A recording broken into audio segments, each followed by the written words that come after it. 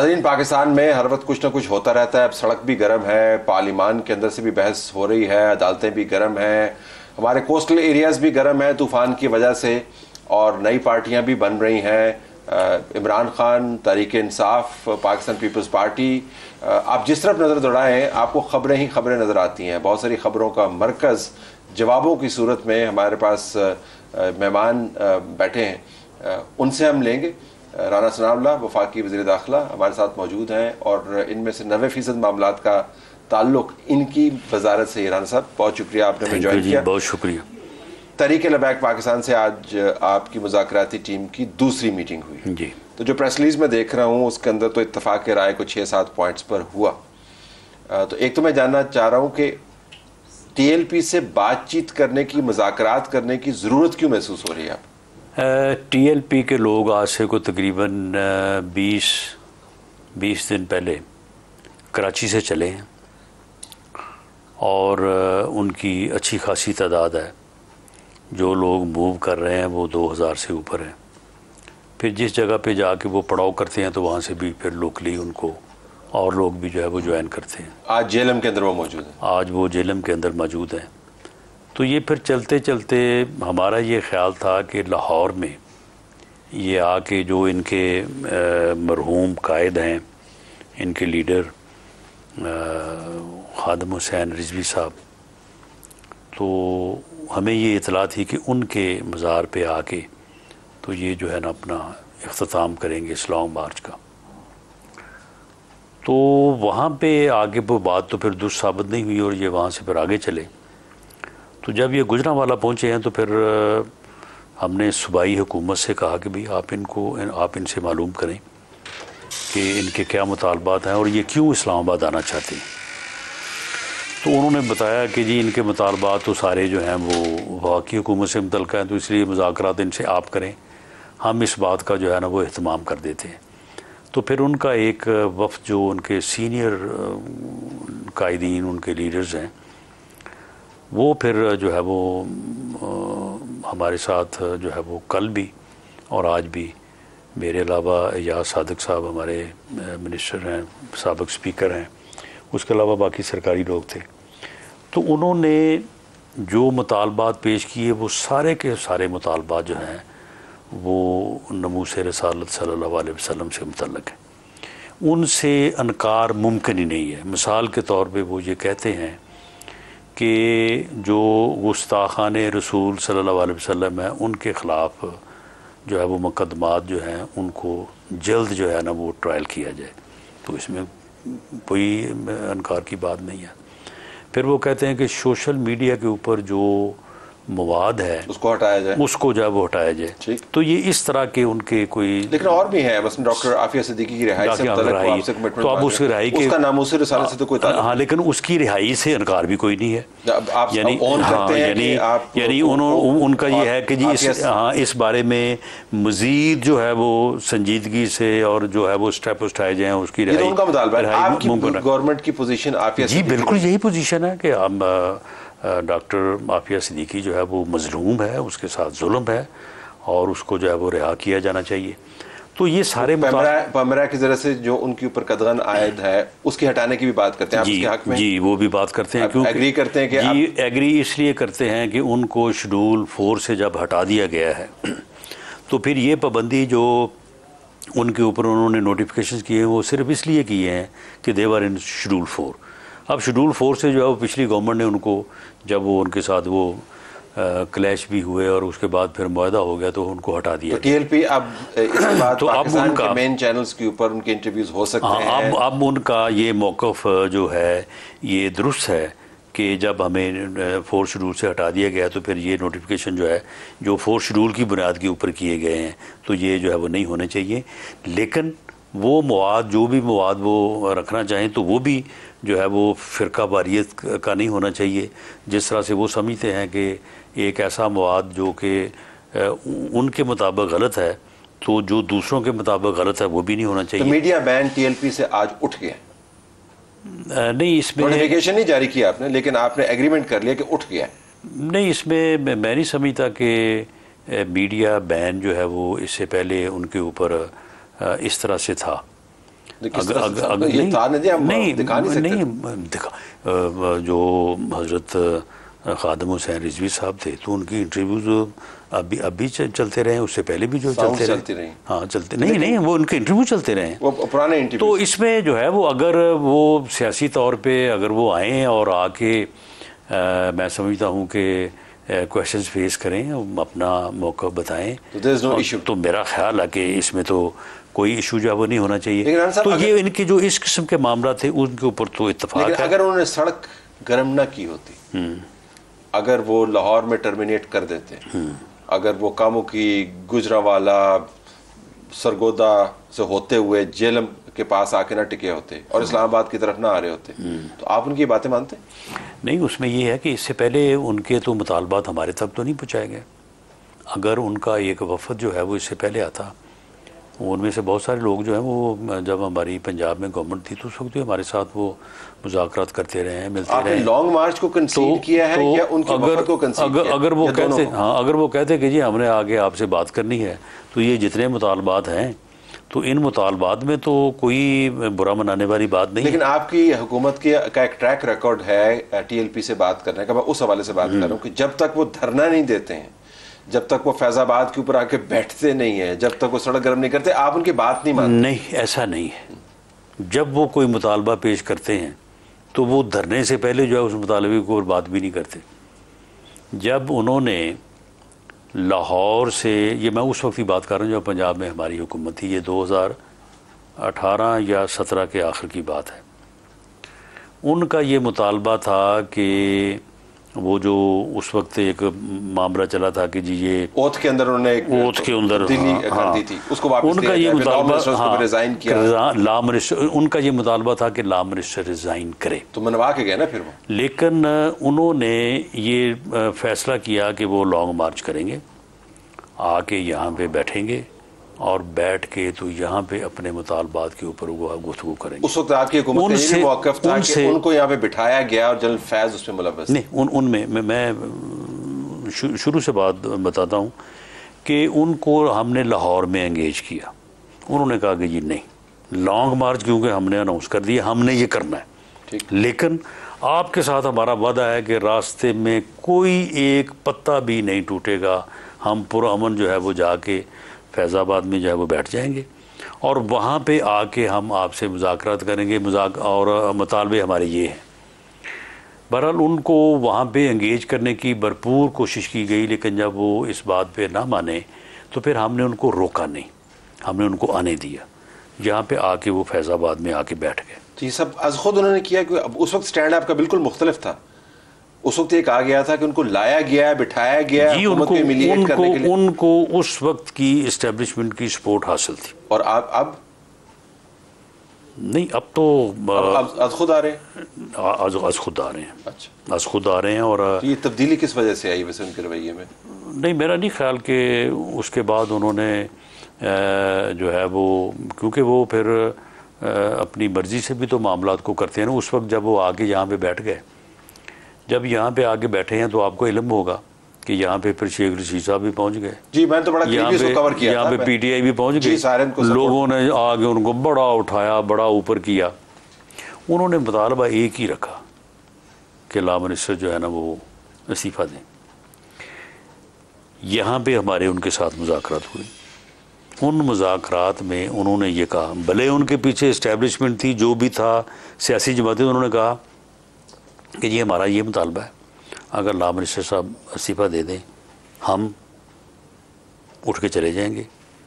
अगले दिन राजा ज़फ़रुल हक साहब अपनी रिपोर्ट पेश करें और उस रिपोर्ट में अगर ला मिनिस्टर साहब बेगुनाह हुए या उनका कसूर ना हुआ तो अगले दिन आप उनको दोबारा वो दे दें।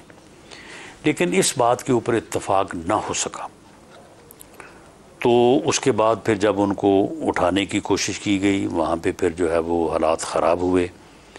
उसके नतीजे में जब उनको दोबारा अंगेज किया गया, और उस अंगेज करने में इस्टेब्लिशमेंट भी शामिल थी, उस वक्त इस्टेब्लिशमेंट उनको बिठाने या लाने या वहाँ पे बिठाए रखने में मुलव्वस नहीं थी, बल्कि उस वक्त इस मामले को जो है वो रिज़ॉल्व करने में मुलव्वस थी। उनको कहा गया कि जी आप अब आपके जो है वो नुकसान हो गया है, ये हो गया, आप अपने मुतालबात ये करें वो। उन्होंने कहा कि नहीं, हमारा मुतालबा एक ही यही है।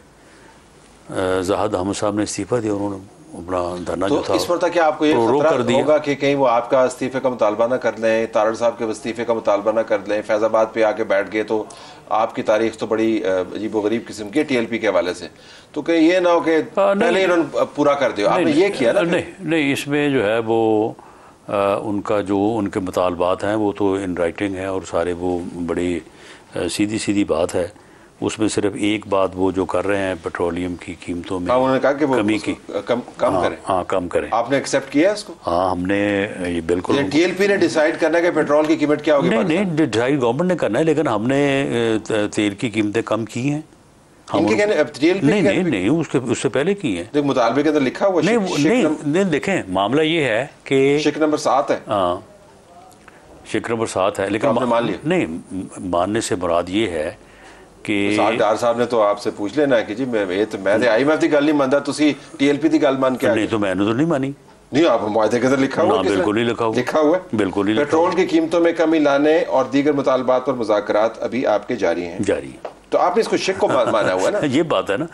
अच्छा, माना नहीं आपने शिक, लेकिन शिक को आपने नहीं, मामला ये है कि हर बंदा कह रहा है कि पेट्रोल की कीमतें कम करें, ठीक है, लेकिन टीएलपी हर बंदा नहीं है। हम भी कह रहे हैं कि पेट्रोल की कीमतें कम होनी चाहिए, और हमने पिछले एक महीने में तेल की कीमतें जो है वो तकरीबन कोई 23 रुपए के करीब कम की हैं। तो आपने कहा कि चूंकि हम कम कर रहे हैं तो हम इसमें मजीद कमी करेंगे।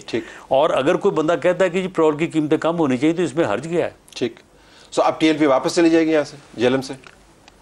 देखिए जी, हमने तो उनको ये कहा है कि आप जो है ये अपना प्रोटेस्ट जो है इसको जो है उन्होंने आगे से क्या कहा ये खत्म करें। नहीं, वो तो आज हमारे साथ यहाँ पे बैठ के सारी बातें जो है वो ये जिस तरह से ये प्रेस रिलीज में है, क्योंकि मैं कवर कर रहा था, मैं जीटी रोड पे था जब वो लाहौर से निकले गुजरांवाला की तरफ आ रहे थे और बहुत लोग थे, बसें थी और तमाम। तो उसके बाद अब वो गए अपने जो है वो जो उनकी वहाँ पे अभी तय नहीं हुआ कि वो जेलम से वापस जाएंगे, इस्लामाबाद आएंगे। जी, उन्हें जाना चाहिए और हमारी उनको यही है कि आप जो है वो आपके क्योंकि मुतालबात के ऊपर हमने अमल कर दी है, तो इसलिए आप मेहरबानी करें। तो आपने क्या गेन किया अगर आपको ये भी पता नहीं है कि वो वापस जाना चाह रहे हैं कि नहीं? आपने इसमें से क्या गेन किया इस नेगोशिएशन से? टॉक तो वो होती है ना जी जिसमें से कुछ दो कुछ लो, आपकी हुकूमत ने क्या हमने दिया क्या है? सारा कुछ तो कंसीड किया उन्होंने, 8-7 पॉइंट जो है। मिसाल के तौर पे क्या पॉइंट कंसीड किए? अब आफिया का भी कंसीड किया है। नहीं, तो अब आप ही ट्रायल्स को एक्सपेडाइट, राणा साहब ट्रायल्स को एक्सपेडाइट करवाना वो जो है वो आपके दायरे इख्तियार में नहीं है, वो तो अदालतों का काम है। इसके ऊपर कमिटमेंट देना कि हम ट्रायल्स को एक्सपेडाइट करवाएंगे। नहीं, बिल्कुल हमें करवाना चाहिए। ठीक, जो गुस्ताखाने रसूल का मवाद जो है वो मीडिया पे पड़ा है, एब्सोल्युटली मैं तो रोकना नहीं चाहिए, बिल्कुल होना चाहिए, लेकिन मैं एब्सोल्युटली आफिया सिद्दीकी की रिहाई के लिए हमें कोशिश नहीं करनी चाहिए। लेकिन आपको पहले करनी चाहिए थी ना इससे। नहीं, पहले भी कर रहे हैं। तो अगर पहले करें तो मुआहदा क्यों की तरह नहीं? तो गले को अगर वो कहते हैं कि जी आप करें तो हमने उनको भी कहा कि हम करेंगे। तो आपने उनसे ये भी जमानत नहीं ली कि वो वापस चले जाएंगे? नहीं, बहरहाल इस बारे में उन्होंने हमारे साथ ये बात की है, लेकिन बहरहाल वो खुद अनाउंस करें तो ज़्यादा बेहतर है। चलो ठीक है जी। अच्छा, ज़रा अगले पे आते हैं। संजीदा इल्ज़ामात हैं ह्यूमन राइट्स की वायलेशंस के आपकी हुकूमत के खिलाफ। ज़रा आपकी हुकूमत का मौक़िफ़ वाज़ेह है, कहते हैं ये बोधे इल्ज़ामात हैं, बैन-अक़वामी साजिश है, इमरान खान का प्रोपेगेंडा है वगैरह वगैरह। लेकिन एमनेस्टी इंटरनेशनल की मैं अभी बयान पढ़ रहा था, आपकी नज़र से भी गुजरा होगा, जो FIR दर्ज हुई है चंद सहाफ़ियों पे, ब्लॉगर्स पे, उनमें से एक तो UK में पकड़ा भी गया, फिर निकल भी आया। आर यू वरिड कि ये वाक़तन बैन-अक़वामी तौर पर ये बयानिया डेवलप हो रहा है? फिर मुझे इसमें ये भी ऐड करने दीजिए बतौर सवाल, परवेज़ इलाही साहब की अहलिया का मैं बयान सुन रहा था। उन्होंने पहली मरतबा अपने कैरियर में आके ज़िंदगी में उन्होंने कैमरे के ऊपर बयान दिया और बताया कि परवेज़ इलाही के साथ क्या जुल्म हो रहा है। नदीम अफजल चंद साहब जो हैं, जो PDM की पार्टी के नुमाइंदा हैं, जो आपके साथ कोलिशन में बैठी है, उन्होंने ट्वीट किया है कि जो आप के लोग जो हैं ओपोनेंट्स के साथ कर रहे हैं, नाम भी उन्होंने बीच में लिखे हैं, ना करें। नून को उन्होंने एड्रेस करके किया है। ये बड़े संजीदा इल्ज़ामात हैं राना साहब। देखिए, मामला ये है कि अगर एक आदमी जो है वो गिरफ्तार होता है किसी केस में और उसके बाद वो पुलिस कस्टडी में है, मैं आपको पूरे यकीन और पूरे दावे से कहता हूँ कि मुझसे लेके मेरे नीचे तक या ऊपर तक किसी बंदे ने किसी को ये कहा हो कि आप इनके साथ जो है कोई ऐसा सलूक करें या इनके जो लीगल राइट्स हैं उनको आप कर्ब करें। सी क्लास देना किसकी अब सुन लें, किसके सवाब सुन लें बात। बेगम साहब ने कहा ना ख़वातीन इन्वॉल्व है एंड यू नो कि your wife also appeared on camera और उन्होंने हालात बताए, आपने खुद क्या सफर किया। अब परवेज इलाही की बेगम जो है वो एग्जैक्टली वही बातें कर रही जो आपकी बेगम साहब ने की। अब इसमें मामला ये है कि एक तरफ तो वज़ीर आज़म जो था वो ऑन रिकॉर्ड है कि मैं जाके देखूंगा कि जेल में कोई इनका पंखा तो नहीं चल रहा, कोई एसी तो नहीं दिया गया, इनको सहूलतें तो नहीं दी उनको तो छोड़ देना जो उन्होंने किया। नहीं जो उन्होंने अब आज की बात नहीं आज परवेज इलाही आज आपने जेल की क्लास सी में सुन ले आज आपने हम में से कभी किसी की ये बात सुनी है कि हमने कहा हो कि भी जी इनको इस तरह करें या इस तरह से करें या इस तरह से करें? मेरा नहीं ख्याल कि पुलिस के लोग या जेल के जो वो काम है वो किसी किस्म की ऐसी बात में मुलव्वस होंगे जब उनके ऊपर कोई परवेज इलाही के पास इस वक्त जेल में कौन सी क्लास है राना साहब? नहीं, मेरा तो ख्याल है इस वक्त वो जो है वो जेल के हॉस्पिटल में है। लेकिन जेल में क्लास कौन सी है उनकी जब भी वो जाएंगे? क्योंकि उनकी अहलिया कह रही हैं he is in class C, वो ये भी कह रही हैं कि सिर्फ क्लास सी में ही नहीं है बल्कि क्लास सी में भी जो चीज़ें मिलती थी वो भी नहीं है और उनका अपना वीडियो बयान मौजूद है। दवाइयाँ उनको नहीं मिलती, कपड़े उनको नहीं तब्दील करने जाते। मैं कोई ह्यूमैनिटेरियन एंगल नहीं ले रहा, लेकिन मैं ये कह रहा हूँ कि जो चीज़ें आपने सफ़र की हैं आपकी वॉच पर एज इंटीरियर मिनिस्टर, आपका पॉलिटिकल ओपोनेंट और उसकी अहलिया वही बात कर रहे हैं, तो हमें संजीदगी से लेना चाहिए। नहीं देखें, उसमें मामला ये है कि क्या उन्होंने जब आदमी जेल में होता है तो वो जुडिशल कस्टडी में होता है, वो जुडिशल रिमांड पे होता है। वो कौन सा अदालत है जहाँ पे उन्होंने ये दरख्वास्त दी है कि मुझे मेडिसिन नहीं दी गई, मुझे क्लास नहीं दी गई, मुझे वहाँ पे जो है वो बेहतर सलूक नहीं हो रहा? हम तो दरख्वास्तें देते थे ना और अदालतें जो है उनके ऊपर ऑर्डर्स नहीं करती थी। अब तो अदालतें जो है ये दरख्वास्त बाद में देते हैं, ऑर्डर्स पहले हो जाते हैं। और क्या उन्होंने किसी के खिलाफ कोई एप्लीकेशन दी है या सिर्फ ये सियासी प्रोपेगेंडा? लेकिन बतौर फेलो पॉलिटिशियन और इंटीरियर मिनिस्टर और एज समबडी जिसने ये सफ़र किया, मैं बार बार उसका हवाला देना चाहता हूँ, आपको क्या लगता नहीं है कि आपको खुद इसमें ज़रा दिलचस्पी लेनी चाहिए जानने के लिए कि इन इल्ज़ामात में कितनी सदाकत है? एक औरत जो है पहली मरतबा आ रही है मीडिया के ऊपर, हो सकता है प्रोपेगेंडा हो, लेकिन हो सकता है प्रोपेगेंडा नहीं हो। इसी जगह पर आपकी जगह पर आपकी बेगम साहब भी देखें, शायद ये मेरी बात पता नहीं किस माने में जाए। अडयाला जेल के सुपरिटेंडेंट मुझे एक दिन मिलने के लिए आए थे अपने किसी काम से। मैं उनके पास कैंप जेल में उनके पास मैं रहा भी हूँ। तो इन सब लोगों में से अगर कोई सबसे ज़्यादा मुझे किसी बात आदमी पे गुस्सा आ सकता है तो वो लोग उनके पास थे वहाँ। मैंने उनसे खुद पूछा कि वो किस हाल में है, किस तरह से। I was satisfied. और मैंने उनको ये कहने की बजाय पे आप उनको कोई तंग करें, मैंने उनको कहा कि आप उनका ख्याल रखें। तो आप मुतमईन हैं कि जिन हालात से इस वक्त? जी मैं बिल्कुल, मैं अपनी इंफॉर्मेशन की बुनियाद पे मैं इस बात के ऊपर मुतमईन हूँ कि जो ख़वातीन जेल में हैं उनके साथ कोई जिस किस्म के ये इल्ज़ाम तराशी कर रहे हैं बिल्कुल ये गलत है। किसी की इज़्ज़त, किसी की रिस्पेक्ट के ऊपर कोई ऐसा मामला नहीं हुआ। दूसरा ये है कि जेल के आखिर जेल है तो जेल है ना। अब जेल में जो है वो कोई 5 स्टार होटल जैसे कमरे तो नहीं होते, लेकिन होता तो वही कुछ है, लेकिन वहाँ पे जो सहूलतें मैसर आ सकती हैं वो सारी चीज़ें जो है उनको मैसर। और ये ज़मानत आप परवेज़ इलाही साहब के बारे में भी दे सकते हैं ऑन कैमरा के? परवेज़ इलाही के बारे में, परवेज़ इलाही के बारे में मैंने कोई स्पेशली तो मालूम नहीं किया, लेकिन मुझे ये इन्फॉर्मेशन है कि वो जेल के हॉस्पिटल में है और वहाँ पे उनको मेडिसिन और बाकी सारी चीज़ें मुहैया की जा रही हैं। पूरे नहीं किए गए और डॉक्टर्स ने कहा कि हमारे हाथ बंधे हुए हैं, हमने ऊपर किसी से बात करनी है। बड़ा लंबा चौड़ा बयान दिया। शहरियार अफरीदी उनसे चक्की पिसवा रहे हैं आप? नहीं, सॉरी पता नहीं था। मैंने ये पहले जो मैंने बात की है अडयाला जेल में यही है। सो उनसे चक्की नहीं पिसवाई जा रही? ना, सॉरी पैदा नहीं। और उनके भाई के जनाजे में शिरकत की भी कदगन नहीं थी? वो क्या मामला? वो अदालत अगर उन्हें अलाउ करती तो वो जा सकते थे। सो इस वक्त जो भी जेल में मौजूद है आपके ख्याल में उसको जेल के मेयार के मुताबिक सही ट्रीटमेंट? यदि आप अगर आप ये कहें कि जी जेल में तो कोई प्रॉब्लम ही नहीं होता, ये तो ऐसा नहीं है। जेल में गर्मी के इस मौसम में जो है वो वहाँ पे रहना, अब अपने तौर पे भी एक इशू है, एक मसला है। लेकिन मामला ये है कि जो वो ये कह रहे हैं ना कि कोई उनको टारगेट करके कोई गवर्नमेंट की तरफ से उनके साथ कोई ऐसा मामला हो रहा है, ये बिल्कुल गलत है।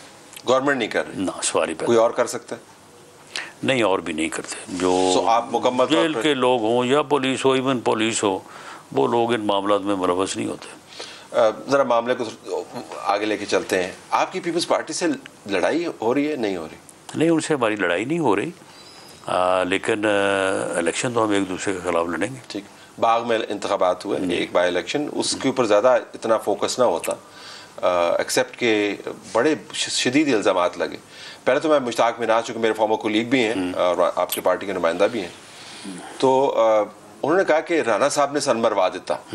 मैं सवाल आपके पास छोड़ के जा रहा हूँ, जवाब आपके जेहन में होगा, मतलब ब्रेक के बाद वापस। उन्हें राणा साहब ने हमें मरवा दिया, उसके ऊपर आते हैं ज़रा ब्रेक के बाद। प्रोग्राम में खुशामदीद नाज़रीन। वफाकी वज़ीर दाखिला राणा सनाउल्लाह खान हमारे पास मौजूद हैं, उनसे हम बात कर रहे हैं सियासी मामलात के। तो पीपल्स पार्टी के ऊपर तो हम आते हैं, आपके अपने अरकान कह रहे हैं जमात के, मुश्ताक मिनाज का मैंने ब्रेक से पहले हवाला दिया था, आपने क्या वो मरवा दिया? क्या उनकी तवक्को थी पूरी नहीं? उन्होंने अगर इस बात को जो है वो मुख्तसरन किया तो लेकिन ये बात मैं इस हद तक तस्लीम करता हूँ कि मुश्ताक मिनाज साहब ने मुझे कोई एक हफ़्ता पहले ये कहा कि यहाँ पे कोई 18 पोलिंग स्टेशन है जहाँ पे मेरे मुखालफ उम्मीदवार की जो है ना वो बरादरी बैठी है। ठीक, वहाँ पे वो हमारा पोलिंग एजेंट भी नहीं बैठने देते और वहाँ पे होता है ठप्पा सिस्टम। तो आपने कहा था ठप्पे वाले ने से ठप हाँ, तो उन्होंने कहा कि आप जो है वो मुझे जो है ना रेंजर्स अरेंज करके दें। तो मैंने उनको कहा कि ठीक है, रेंजर्स को यहाँ पे भेजने के लिए प्री रेक्विजिट ये है कि गवर्नमेंट जो है, आज़ाद कश्मीर जो है वो रेंजर्स तलब करे। उन्होंने मैनेज किया और आज़ाद कश्मीर की हुकूमत ने जो है वो इलेक्शन कमीशन के ज़रिए चिट्ठी हमें लिखी कि जी रेंजर्स हमें जो है ना वो चाहिए। आज़ाद कश्मीर के मामलात जो हैं वो मिनिस्ट्री ऑफ कश्मीर अफेयर जो है ना वो देखती है। कमरुज़्ज़मान कायरा साहब मेरे पास आए, ठीक, और उन्होंने मुझे कहा कि जी ये रेंजर्स वाली बात जो है ना ये दुरुस्त नहीं है। क्या तसर जाएगा कि एक हल्के में इलेक्शन हो रहा है, वो भी आप नहीं करवा सकते। तो मामला ये है कि मैं इस बात को इंश्योर करता हूँ कि ये ठप्पा सिस्टम नहीं होगा, ये ठप्पे को हम ठप देंगे। ठीक, तो आप रेंजर जो है वो ना भेजें। ये आपने वैसे किस मफरूज़े पर कहा था कि हम ठप्पे को कैसे ठपेंगे जब रेंजर्स नहीं जाएंगे? यानी ये अपना कमरुज़्ज़मान कायरा साहब ने मेरे साथ बैठ के पूरा एक अरेंजमेंट जो है उन्होंने मेरे साथ तय किया था। इसमें वहाँ पे जो डिप्टी कमिश्नर हैं, वहाँ पे जो DPO हैं, वहाँ पे जो चीफ सेक्रेटरी हैं, वहाँ पे जो IG हैं, ये सारे लोग इस बात में शामिल थे। उन्होंने पूरी तरह से इस बात को इंश्योर किया कि जी ये काम हम नहीं होने देंगे, ठप्पे नहीं लगने देंगे। हाँ, बल्कि उन्होंने कहा कि जी हम साथ वाले डिस्ट्रिक्ट की पुलिस ले आएंगे, हम ये करेंगे, ये करेंगे, ये करेंगे। लेकिन क्योंकि मुश्ताक मिनहाज साहब इस बात के ऊपर पूरे बज़िद थे, तो मैंने उनकी बात को जो है वो फेवर किया और मैंने कायरा साहब से कहा कि मुझे आपका ये अरेंजमेंट जो है सब्जेक्ट टू परमिशन और अप्रूवल ऑफ प्राइम मिनिस्टर जो है ये काबिल कबूल नहीं है, तो हम रेंजर्स को जो है ना वो भेजेंगे। उन्होंने जो है वो रेंजर्स की जो रिक्वेस्ट थी उसको विड्रॉ किया। ठीक, और उन्होंने प्राइम मिनिस्टर से जो है वो मुलाकात की और प्राइम मिनिस्टर को जो है वो रिक्वेस्ट की कि आप रेंजर्स जो है ना वहाँ पे ना भेजें। तो प्राइम मिनिस्टर ने जो है वो फिर रेंजर्स के वहाँ पे भेजने की परमिशन नहीं थी। आप तो ओवररूल कर दिया प्राइम मिनिस्टर ने जी कायरा साहब की इंटरवेंशन के बाद, इंटरवेंशन की उनकी रिक्वेस्ट पे। अच्छा, अब जब रेंजर्स वहाँ पे नहीं गए तो FC जो है वो हमने भेजी और FC जो है, अब मुश्ताक मिनहाज साहब का ये ख्याल है कि जी उन्होंने काम नहीं किया या उनको डिप्लॉय नहीं किया गया, क्योंकि जो भी हमने फोर्स भेजनी थी, भले वो रेंजर्स हो या वो एफसी हो, वहाँ पे लोकल एडमिनिस्ट्रेशन ने और इलेक्शन कमीशन ने उसको उसको जो है वो डिप्लॉय करना। उनको आपने बताया नहीं था कि प्राइम मिनिस्टर ने ये मैं वहाँ पे खुद गया था, मैंने वहाँ पे जाके उनके साथ बात की, उनको सारी एक एक चीज़ का इल्म है, लेकिन प्राइम मिनिस्टर से गिला करना और मिनिस्टर से गिला करना फ़र्क है ना, तो इसलिए उनका गिला मुझसे ही बनता है। तो मामला जी बिल्कुल। आप देखें मामला ये है कि एक सीट से फ़र्क वहाँ पे क्या पड़ना है, लेकिन ये मामला जो है ये कारा साहब के लिए जो है वो बायसे तशवीश होना चाहिए कि वहाँ पे उन जो 18 या 11 शायद 11 पोलिंग स्टेशन जो वहाँ पे 95% वोट पड़ा है, बाकी सारे हल्के में जो है वो 40% और 43%, तो ये 97% फिर कैसे है? और जीते हैं टोटल वो 3,500-4 हज़ार वोटों से। सो पीपल्स पार्टी के कैंडिडेट ने ठप्पे लगवाए वहाँ धांधली से। मैं समझता हूँ कि वो आज़ाद कश्मीर की हुकूमत ने लगवाया। आज़ाद कश्मीर की हुकूमत पीपल्स पार्टी की बिहार नहीं, बात ये है कि अगर वो उन पोलिंग स्टेशन के ऊपर रेंजर्स को डिप्लॉय कर देते ना लगते। ठीक, तो वहाँ पे ठप्पे लगे, तो जो कराची में मेयर के इंतखाबात में नताइज तब्दील हुए उसमें क्या हुआ, उसमें कौन हक पे? नहीं देखिए, उसमें जो मेरी इन्फॉर्मेशन है वो तो ये है कि जो पीपल्स पार्टी के कैंडिडेट हैं उनको 173 वोट मिले जी, लेकिन दूसरों के नंबर ज़्यादा थे, उनका मानना ये है कि हमारे कैंडिडेट्स को रोक दिया। नहीं, बात ये है कि 173 वोट तो उनके बनते हैं, पार्टी प्लस PMLN प्लस दूसरी जमातें। रही बात इनके जमात इस्लामी के वोट प्लस PTI के 63 वोट, तो इनके जीतने के चांसेस थे। जब 63 में से 30 लोग जब वो सामने बैठे हैं वो कह रहे हैं जी हमने नहीं देना वोट, तो फिर इसमें धांधली वाली कौन सी बात? लेकिन आपकी जमात का तमाम तो स्टैंस ये रहा है कि जो मेजॉरिटी है जो नज़र आती है उसको मुख्तलिफ तरीके से मैनिपुलेट किया जाता है। आपने पंजाब के अंदर जुडिशरी के हवाले से बात की कि हमारे हमजा शहबाज के नंबर बनते थे, हमारे बंदों के वोटों को मुख्तलिफ तरीकों से कैंसिल किया गया, उनको डिस्क्वालीफाई किया गया, निकाल दिया गया, यानी वो कॉन्स्टिट्यूशन रीराइट किया गया। तो क्या आपको ये खदशा नहीं आपके जहन में आता है पीपल्स पार्टी से आपका जो बाग के अंदर जो तजर्बा हुआ जमात इस्लामी और पाकिस्तान तहरीक इंसाफ के साथ वही पीपल्स पार्टी कराची में वो करती है, तो वो काबिल कबूल है, उसमें नंबर ठीक है? नहीं देखें, इसमें देखें ये इन सारी चीज़ों को मैं देखता रहा हूँ और चीज़ों को सुनते भी रहे हैं। जमात इस्लामी का अपना जो स्टांस है कि जी धांधली हुई है 10 सीटों पे है, यानी पीपल्स पार्टी की अपनी सीटें कोई 155 के करीब हैं, तो उन्होंने खुद कहा कि जी 10 सीटों के ऊपर धांधली हुई है। तो बहरहाल अगर कराची में 200 या 250 सीटों पे हुई है, अगर इलेक्शन हुआ है, तो हमारा इलेक्शन का सिस्टम जैसा है तो उसमें तो पहले की बात 10 यूसीस की बात अब तो नंबर आ गए ना, अब नंबर आ गए, अब नंबर जो है पीपल्स पार्टी के नंबर नहीं सुन ले, अब नंबर जो है वो 173 पीपल्स पार्टी के तो सीधे सीधे हैं, लेकिन उन दोनों के इनके जो है इनके 63 अगर वोट इनको पड़ जाते तो ये जीत जाते। अब 63 में से 30 आदमी है वो सामने ललकार रहे हैं कि जी हमने वोट नहीं देना, तो अब इसके ऊपर फिर अब आपको स्टैंस नहीं लेंगे इसके? बताएं कि क्या स्टांस लिया जाए, उनको गिरफ्तार कर लिया जाए? नहीं, गिरफ्तार तो ना किया जाए, वैसे किया भी जा सकता है अगर हालात तो मुख्तलिफ होते भी। और नहीं वो खुद कह रहे हैं वो, ठीक है, और PTI के हालात भी ऐसे हैं, यानी पीपल्स वहाँ पे वोट खरीदे नहीं गए होंगे, उनको खरीद फरोख्त वफादारियों की नहीं हुई होगी, पैसा नहीं चला होगा, साफ शफाफ तरीके से 30 बंदों ने सामने बैठ कह दिया जी कि हम जीते तो इन पार्टी के टिकट पे हैं, लेकिन हम इनको वोट नहीं देता। बहुत सादा आसान तरीके से। तो देखे नहीं, मेरा नहीं ख्याल कि ऐसे होता या ऐसे हो सकता था, तो फिर तो 95% वोट भी पै सकते हैं ना। सुन ले ना, मामला ये है कि ऐसे ना हो सकता था, ना ऐसे हो सकता है, लेकिन इसमें ये बात तो बड़ी जो है वो सीधी है ना कि PTI जो है वो इस वक्त एक मखसूस सूरत हाल से गुजर रही है, और उसमें ये सारा कुछ हो रहा है। उसको जो गवर्नर रहे हैं, उसका जो पार्टी का प्रेसिडेंट है सूबे का, तो वो जब ये कर रहे हैं तो इन 30 ने अगर कर लिया तो फिर इसके ऊपर क्या एतराज़ है? तो जिन हालात से वो गुजरे इस्माइल साहब और अली जैदी, उन्हीं हालात से ये 30 भी गुजरे। जिसकी वजह से उन्होंने वोट नहीं दिए? नहीं, वो तो ये तो बड़ा स्कैंडलस किस्म का बयान नहीं, किन हालात से वो गुजरे हैं जी? उनको तो कहा गया था ना कि नहीं, तो वो तो कहता था कि मैं मेरे माथे पे गोली मार दें तो मैं पीटीआई इतने मुसम्मम इरादे को राणा साहब आप तो नहीं तोड़ सकते ना, किसी और ने तोड़ा होगा ना।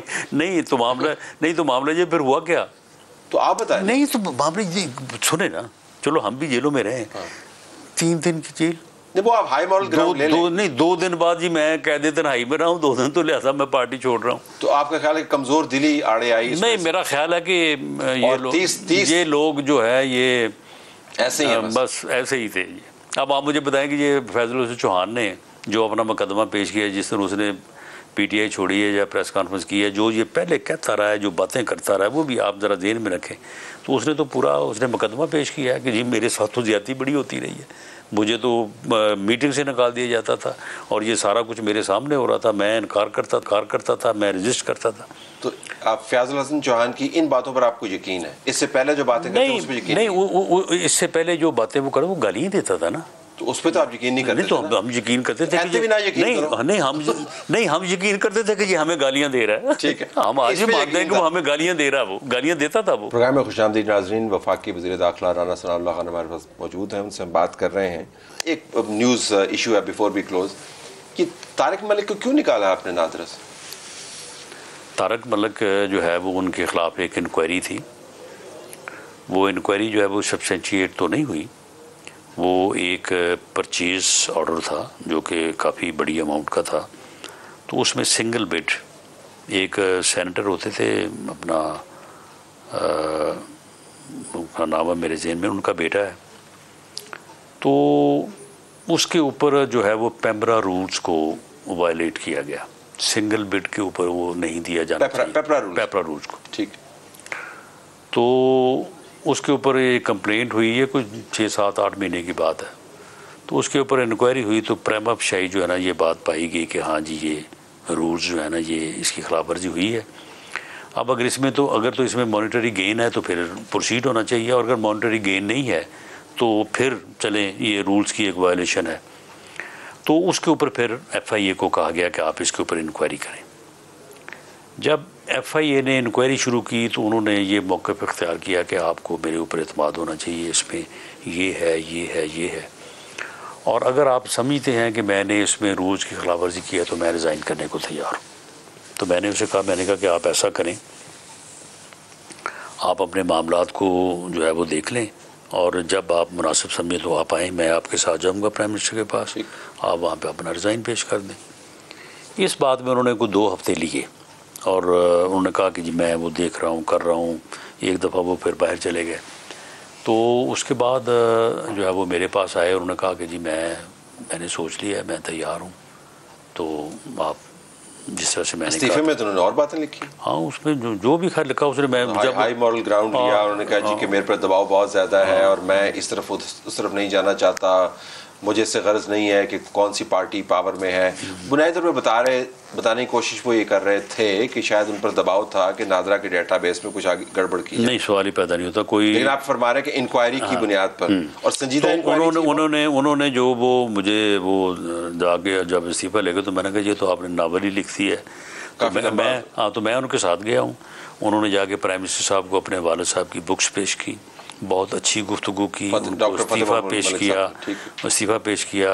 प्राइम मिनिस्टर साहब ने भी उनका शुक्रिया अदा किया और उन्होंने भी कहा कि जी मैं जो है ना इस मामले में नहीं पढ़ना चाहता था, तो लिहाजा इसका ताल्लुक क्या उस इंक्वायरी से नहीं है जिसके तहत कुछ और लोग भी निकाले गए थे जिनके ऊपर इल्ज़ाम ये था कि उन्होंने आर्मी चीफ के ख़ानदान के बारे में डाटा निकाला है? उससे तो ये कनेक्टेड नहीं है। देखें, नहीं, कनेक्टेड से मुराद ये है कि किसी भी बंदे की जो एक इज्तिमाई परफॉर्मेंस होती है, उस परफॉर्मेंस की बुनियाद के ऊपर या तो फिर उसके ऑप्टिक्स जो है वो बड़े मजबूत होते हैं या फिर उसके ऊपर जो है वो कमज़ोर हो जाते हैं। तो किसी एक चीज़ को आप पिन पॉइंट नहीं कर सकते कि जी ये अमल जो है जो इस वजह से हुआ। तो मैं समझता हूँ कि ये अगर प्राइम मिनिस्टर का कॉन्फिडेंस जो है वो थोड़ा शेक हुआ तो उसमें और चीज़ें भी हो सकती हैं और वो इंक्वायरी भी इससे रिलेटेड हो सकती है। बहरहाल एक अदारे के सरबराह के तौर पे अगर उस अदारे में कोई इस किस्म की बातें होती हैं तो वो एक नेगेटिव रिफ्लेक्शन तो है। तो उनका मुतबादल आपने तैयार कर लिया है? क्योंकि जी हमने उसको एडवर्टाइज़ कर दिया है। ठीक, उसमें लोग अप्लाई करें और मैं समझता हूँ कि बहुत अच्छे लोग जो है वो सामने आने चाहिए। उसके बाद जो उसका एक तरीक़ाकार है उसके मुताबिक जो है वो इंटरव्यूज़ होंगे, लोगों के नंबर लगेंगे, उसके मुताबिक कैबिनेट ने उसका फैसला करना है। और ये कितनी देर में हो जाएगा? ये मेरा ख्याल है कि 35 डेज के अंदर अंदर होना चाहिए। और इस तरह एक्टिंग चार्ज के तहत नादरा काम करता रहेगा, कोई किसी के निज़ाम में तात्तुल तो नहीं है? नहीं, बिल्कुल मैं नहीं। एक ट्वीट देख रहा था जिसमें कहा गया था कि सारा काम रुका पड़ा है। नहीं, वो दुरुस्त नहीं? नहीं, बिल्कुल नहीं। असद गिलानी साहब बड़े अच्छे ऑफिसर हैं, उनको एक्टिंग चार्ज जो है वो दिया गया है, तो वो जितने भी ये 30 दिन हैं या 45 डेज हैं वो अपना काम चलाएंगे। राना साहब बहुत शुक्रिया आपने ज्वाइन किया।